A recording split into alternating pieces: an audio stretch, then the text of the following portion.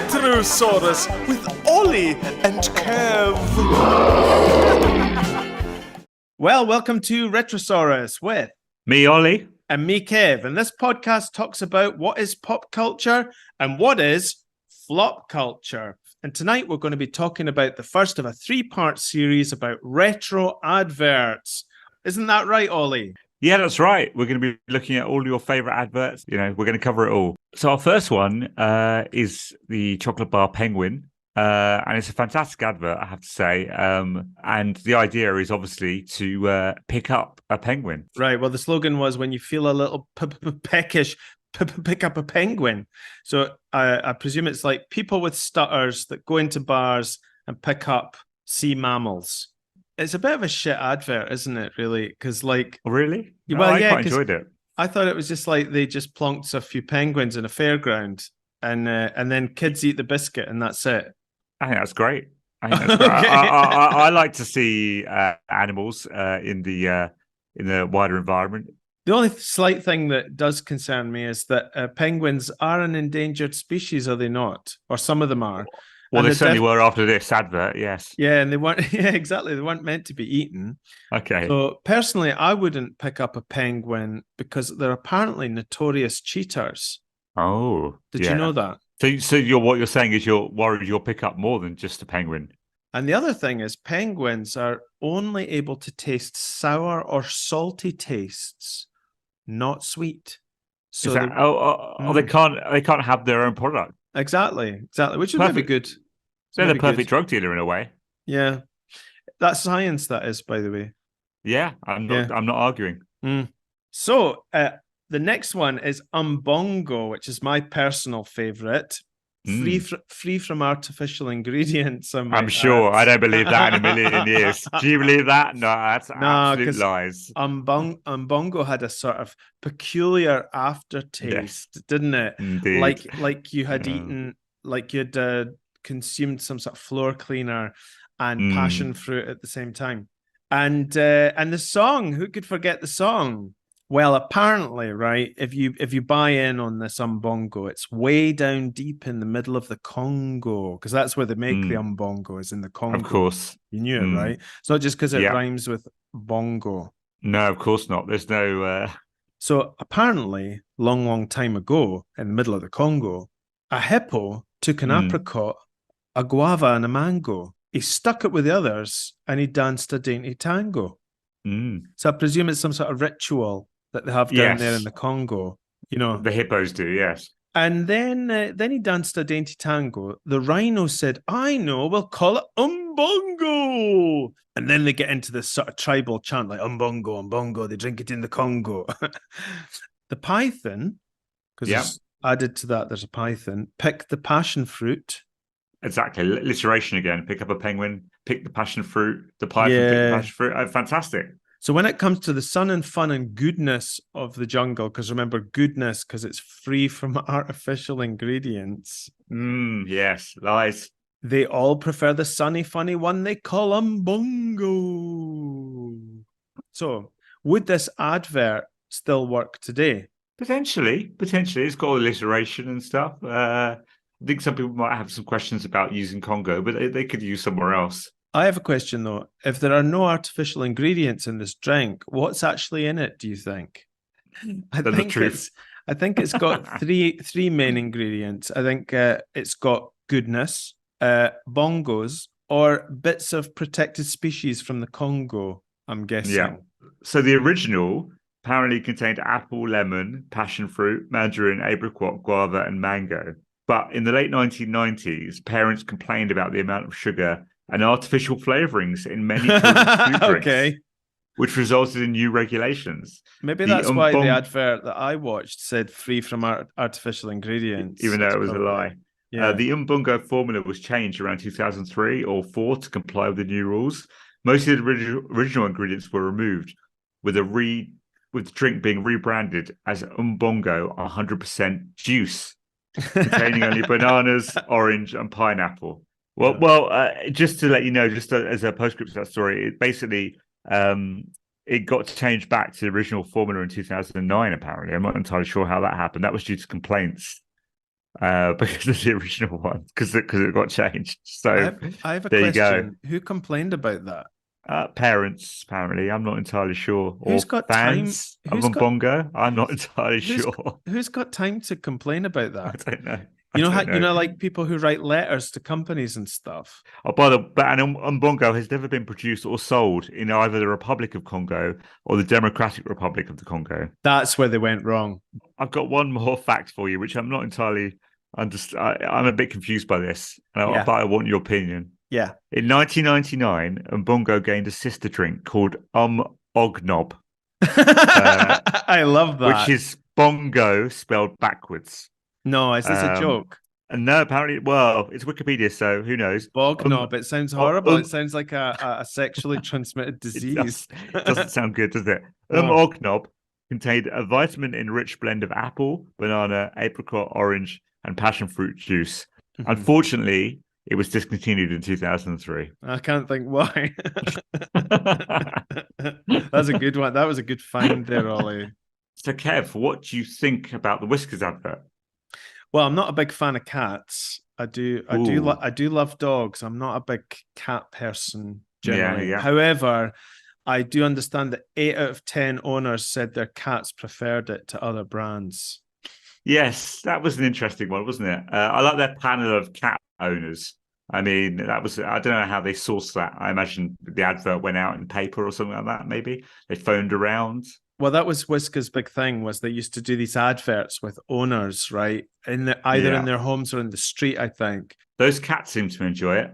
I think the owners enjoyed it more than the cats, to be quite honest. It was like they were going to be eating that stuff, no? Like, did you not notice that they had like really exotic names, like, and I was just thinking, like, if you were going to do it nowadays, what would you call it? Instead of calling it like chicken feast or whatever, you could call it like, I don't know, what would it be like these days? Like hummus and fennel wrap flavor. Oh yeah, definitely. Or something like that, or vegan cheese and parsnip burger flavor. I'm sure they'd be up for that, but especially those housewives there. They were all women. Everyone, all the humans were women. Yeah, exactly. No male cat owners. Prejudice. Yeah, one of them was positively slavering at the idea of radicchio and tagliatelle focaccia flavor. Well, I wonder. Some of the women did have very fine coats and fur, so maybe they were eating it themselves. But it said 8 out of 10 owners preferred it. But what about the other 2 people? Did they hate it or what? Yeah, they hated it. So it was awful. Any ideas why?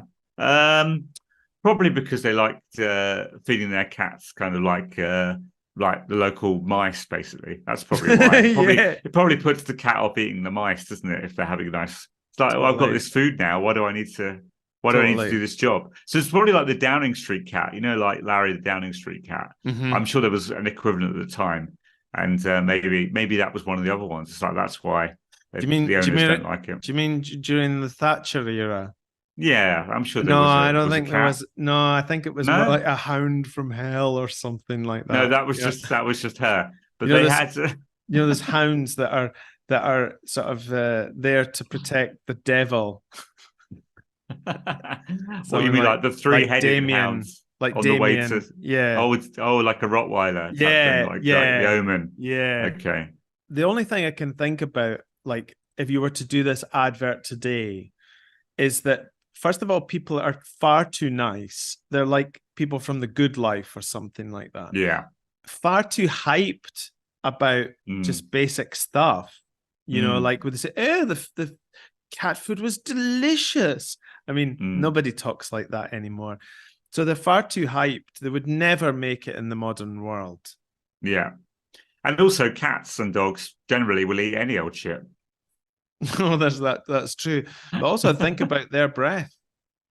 People are quite sensitive to personal hygiene. They may not have been in the early 80s. True.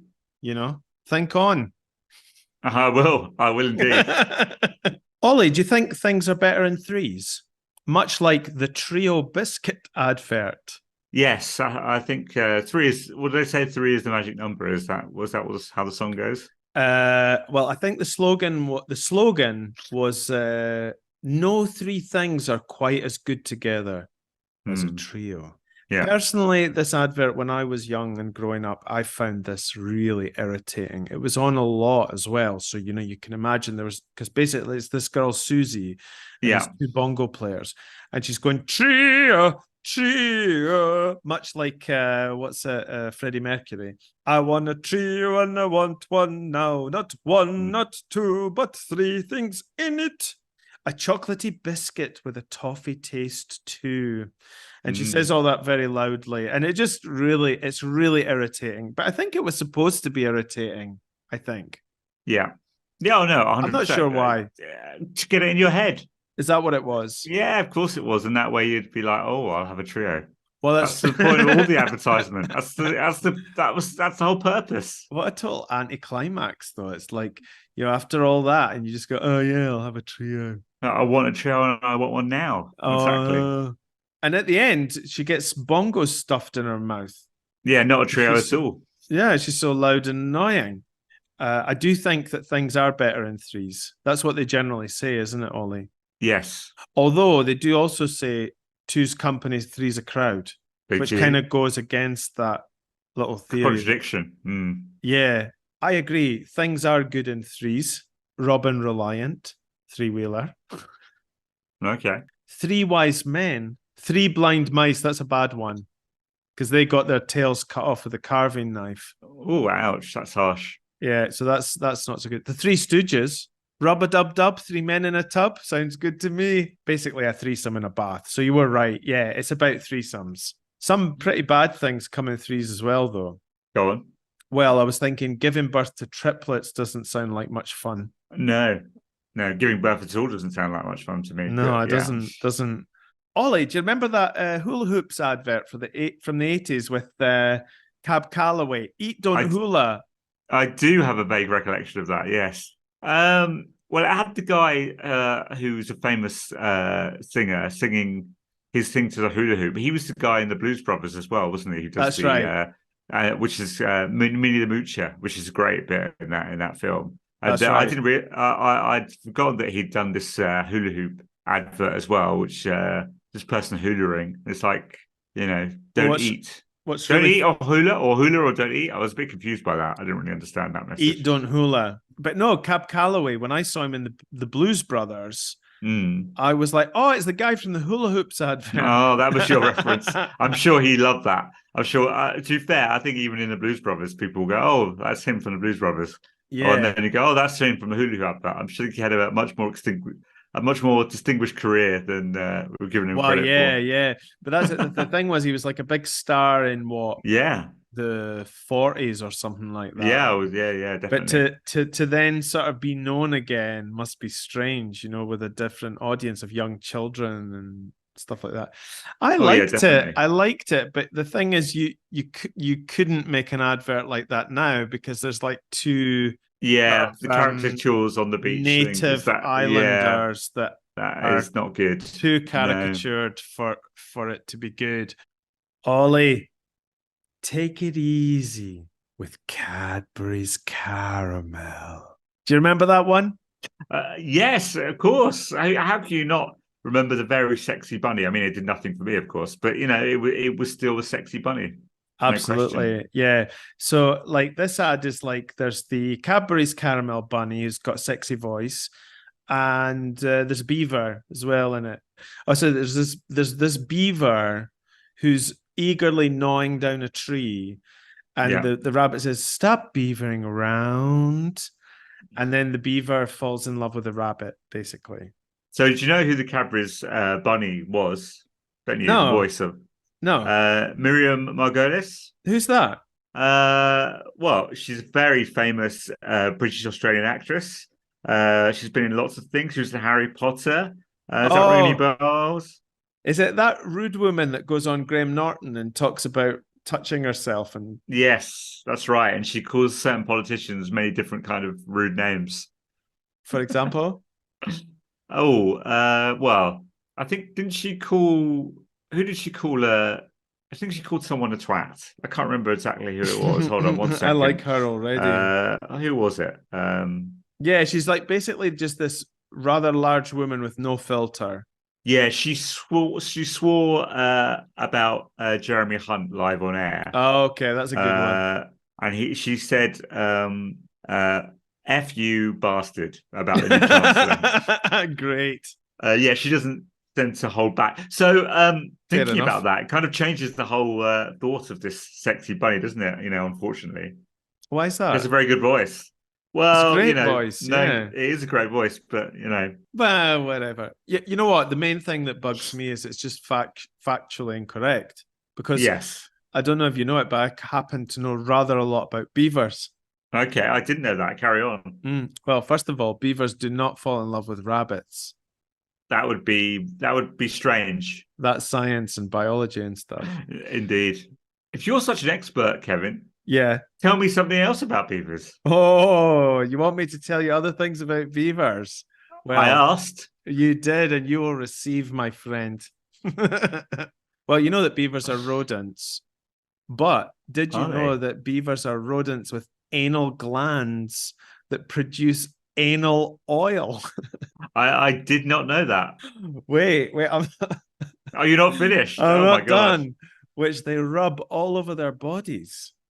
Ooh, okay. Right. That's for what purpose? Fun? Pass the time? Actually, you know what? I did all you that. don't know. I did all that. You read that fact online or whatever, but you didn't go further than that sentence. I watched the video about it. Oh, yeah. David Attenborough again? No, it was some sort of illegal animal porn that I was watching. Oh, like Beaver Hub or something. Yeah. Yeah. Well, anyway, so don't search that, people. Who knows what it is they're doing? It's probably something to do with mating because what else do they do? Oh yeah, this is real. They fart on their territory. You know how animals piss on their territory? They fart on it. Right. And fart on each other for mating reasons. Ooh, okay. Right. But listen to this. That anal oil that comes out of their anal glands apparently tastes like vanilla. Oh, okay. Interesting. No, but when you think about it, there's maybe a connection with the Cadbury's caramel here. Oh, okay. Right. But it's not caramel, it's vanilla. So it's completely different. That's true. But I mean, come on. I mean, they were talking about beavers. I mean, yeah, it's a cousin. It's not like they work in a factory or something. No. Okay, but you're supposed to be an expert. Is that all the facts you have? That's quite a lot of facts, Oli, already. I want more. I want more. My God, you want more beaver? Of course. Yeah, that's what people say about you, actually. Oh, yes. It's that Oli, you just can't get enough beaver. Well, first of all, you know that beavers eat wood, right? You knew that, right? Yes, of course. Yeah, that's the whole point, isn't it? It's how they create dams and all that kind of stuff. Yeah. Right, no, but they don't create the dam by eating it. No, but they chew it up and they have a bit of thing and they make there you go. They chew it up, and but wood's really hard to digest, so they crap it out. And do you know what they do? No. They eat it again. Oh, wow. Okay. And here's my point about this whole scenario, because first I was like, what's a beaver doing in there? And beavers don't fall in love with rabbits. But I reckon after the wood, the chewing the wood, the crapping out the wood, the eating the wood from the crap that's just been shut out, I would think that Cadbury's caramel is probably a considerable improvement. Yes, undoubtedly. Kevin, yes. In the 1980s, how did you get your milk tray delivered? Well, clearly by a man in a polo neck with a briefcase handcuffed to him, jumping off cliffs and stuff. Yeah, well, but you mean you didn't? Of course. That's how everyone got their milk tray, especially at Christmas. Well, even the gays got one. Oh yeah, definitely. Breaking into your house, and someone just leaving random chocolate around your house. Oh, I thought it was just like fat bints that had to have chocolate no matter what the cost. Oh, do you think? Well, you only see her hand in this advert, don't you? So you don't know what the rest of her looks like. It could be a man. You don't know, actually. Yeah. It could be Sam Smith. It could be Sam Smith. It could be Dame Everidge. You just don't know who it is. It was quite a podgy wrist. Yeah, Well, picking up all that milk tray is all she ever eats. Bloody milk tray. That's all he delivers the whole time. And all because the lady loves milk tray. Yeah. This advert particularly, I don't know who he is, the guy. Is he particularly, he must be a model or something. It looks a bit like Alain Delon, you know, that French, he was like a French sex symbol. The name of the individual who was the milk tray man was Banksy. The first of all was the stunt double for Sean Connery. The advert that I saw was this guy dressed in a black roll neck who knowingly dives into shark-infested waters to deliver some fat bird milk tray. Yeah. And then he leaves it in a boat cabin with a card with like a silhouette on it, no name or anything like that. That's right. And then he puts a dagger in his mouth and jumps back into the shark-infested waters, right? That's the same one, right? Yeah, that is the same one. But you know what? Do you think that's what he does all day? I presume it is, because I don't think he's got much else going on. But if you know not the actor, the milk tray man. I mean, if is that all he does all day? Just deliver milk tray to people that like to random women on barges. I mean, do you reckon is he being paid by milk tray or the women to deliver them? It's a bit confusing, isn't it? I mean, on Deliveroo, you'd go on the app now, wouldn't you? Maybe he's being paid by their husbands so that they just sit and stuff their face with chocolate and they go off with, you know, better looking women that don't have issues with overeating. Yeah, they go with their, like, it was a classic thing, a trope in the 80s. They go for the secretary or something like that. Yeah. And then the wife is left at home with the milk tray man just giving her some chocolates. Yeah, doing the shake and vac or something.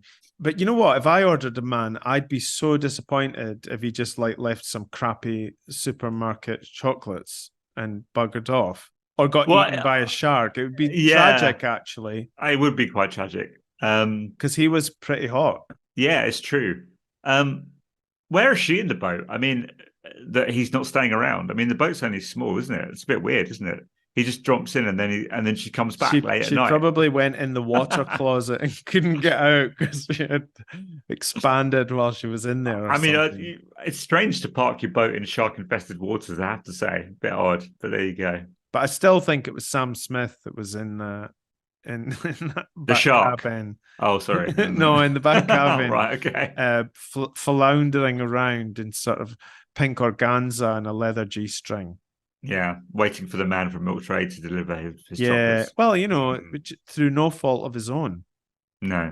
Well, obviously, Deliveroo did it, or in those days, picked up the yellow pages and looked for the milk tray man. Yeah, Sam Smith is wont to do that, I imagine.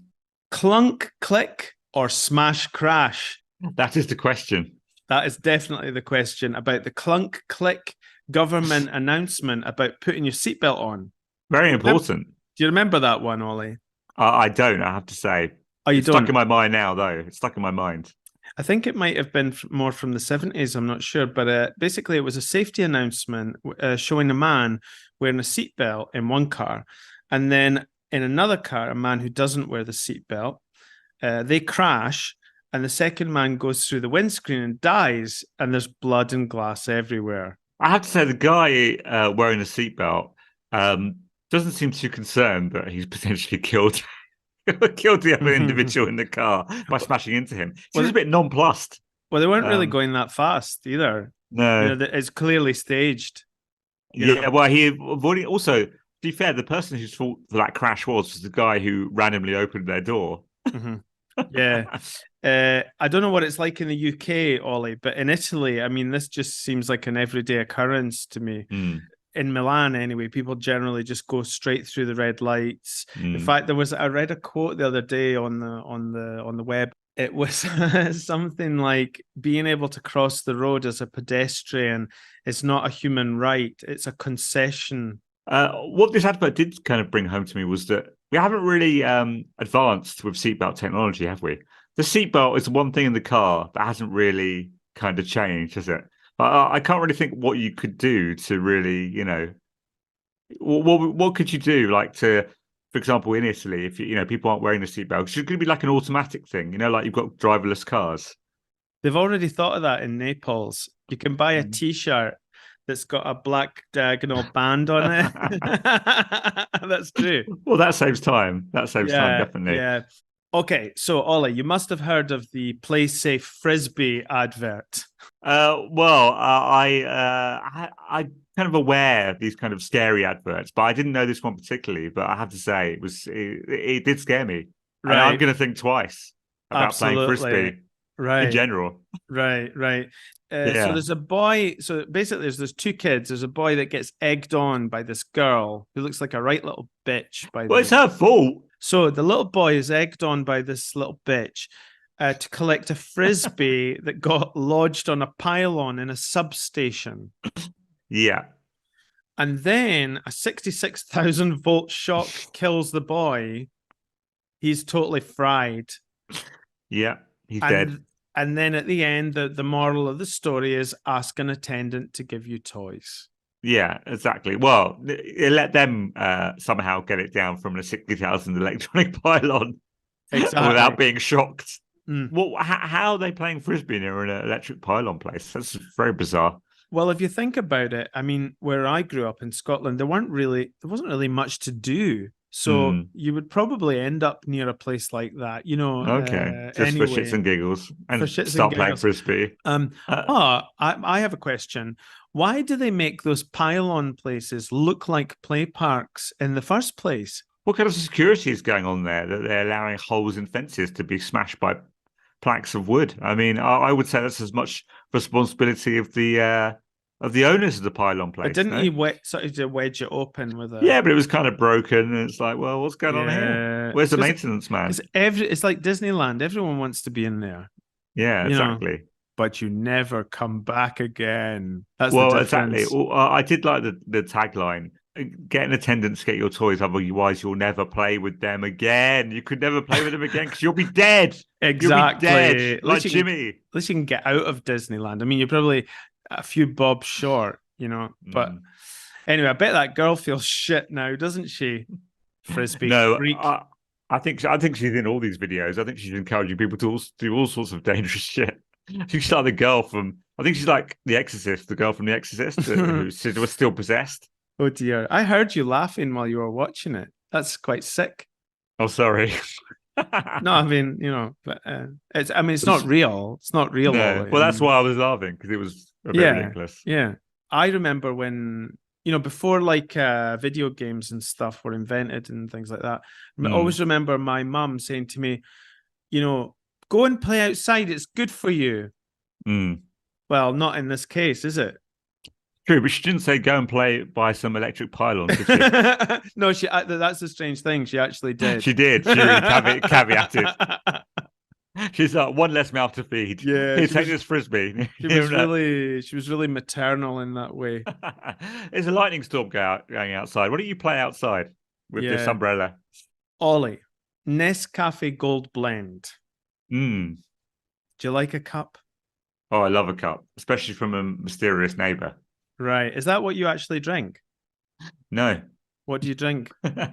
Well, I have an espresso machine, so I use an espresso. So that's even probably what the yuppies would do these days, actually. Wow. They'd probably come over and go, have you got a pod? Have you got an espresso pod or something like that? That'd be it. No one, hardly, except if you go into offices, not many people have got instant coffee generally, I wouldn't say.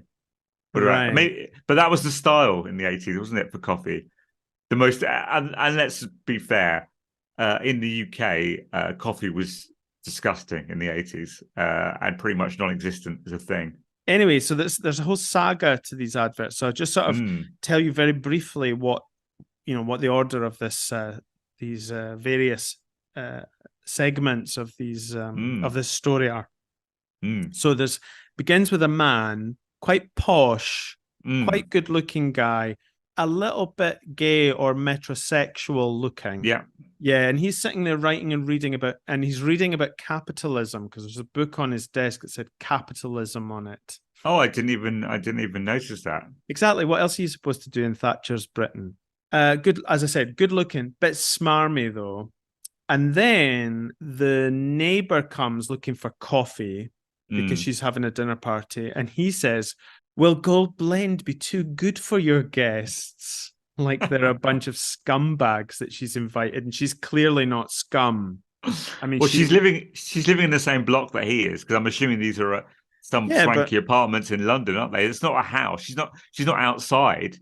He's yeah, open to a corridor where she's come in, isn't yeah. she? So that But they're but living in really expensive flats in Kensington somewhere or something, aren't they? yeah, but they could have been fashion students. You don't know. I don't And think so. and so he gives her the coffee, and then he says, "Oh, how can you ever thank me?" And she says in quite a seductive way, "I'll try and think of something." And then it goes on. The saga goes on a bit, and then there's some confusion about who the man is that answers her door when he goes looking for whatever it is he's looking for over there, whatever he's sniffing out over there. And there's all this mystery about who this man is. Turns out it's her brother. And then an Italian turns up, because you've got to have an Italian if there's coffee involved. Yeah. And then at the end, they're drinking coffee again, quelle surprise. And he confesses that he loves her. You skipped one small bit of that. There was one bit in the middle before the Italian and after the brother. She knocks on the door and then kisses him. And then there's a woman in the background. And the confirmation that, reminding me of these adverts didn't actually resolve that bit of the storyline. I never found out who she was. I have a question. If gold blend coffee is a euphemism for sex, then what are you supposed to do when you actually serve coffee? Well, that's everything from RETROSAURUS tonight, and what a trip down memory lane it's been, all about these retro adverts that were so ridiculous and ended up on Betamax and video and ended up in a fuzzy format that nobody can even comprehend anymore. Which was your favourite, Ollie?